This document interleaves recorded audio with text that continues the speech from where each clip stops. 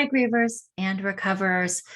How many of us, I sometimes get frayed, fizzled wires inside, just worn out, whatever is happening, whether it's big, whether it's small, no matter what size it is, it's combining to leave me with frayed wires on the inside. And I can feel run down, tired, maybe a little edgy, just not able to take in another thing, whether it's just for the afternoon, for the day, maybe it's building up.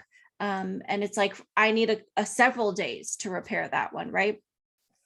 But I see this a lot on social media where people probably experience what I would imagine to be something like that, where they're just feeling a little overwhelmed. Their sensories are overloaded and they do some mental health practices, which I support, going to the beach or going for a walk or whatever. And they call it mental health pause or repair, and there's nothing wrong with that. But what I want you to do is those practices of going to the beach or going on a walk or even skimming through social media, reading a book, just shh, that's necessary. Sometimes it is, but I want you to pause and look before that. What is happening in your life? What's been going on? What is fraying the wires? Because that's not going anywhere. It's just cycling around throughout our body. And it sometimes all is in the one spot at the same place.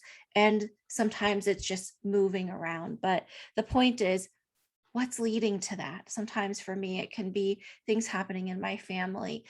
Things aren't going the way I thought they would or the way I hoped they would, with a child, with my spouse, with work, with the pet. It doesn't matter what it is. I just can't seem to catch up. After a vacation, sometimes that can happen. And all of these things can come together to leave me feeling a little frayed on the inside. I have a lot of responsibilities on top of me, even outside of work. So sometimes I feel a little overwhelmed, I would say. And I know that breaks are essential in those moments for me to just remove myself where I can, take it easy. Even if I just lay flat for 10 minutes with no stimulation, that can all be really helpful. But long term, that's not going to work. Long term, I'm going to need to do some actions of recovery on each and every single one of those things that's been building up inside of me. That the beach and the social media numbing out or the TV or the movie, those are all short-term fixes. And a lot of us live with many beautiful but short-term fixes.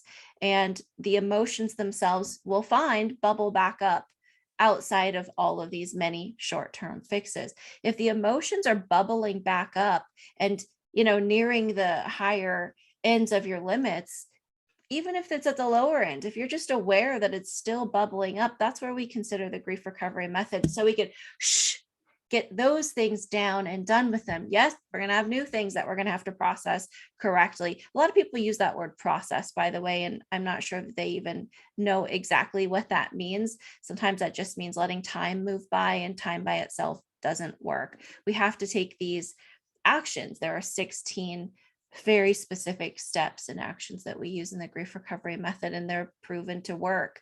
So perhaps consider, if you find yourself needing that pause or that mental health break, great for you. But what's building up in the first place to lead you to needing that break? And did it work long term? Or do you go through the cycle of those things building back up again? If you'd like to get out of the repetitive cycle, that's where you want to consider grief recovery method. So I hope that's helpful for you, as it has been for me, and really the reason I do my own work almost daily. So I love you, recoverers and grievers, because I'm one of those too. I hope to see you in my class coming up soon. Bye, everybody.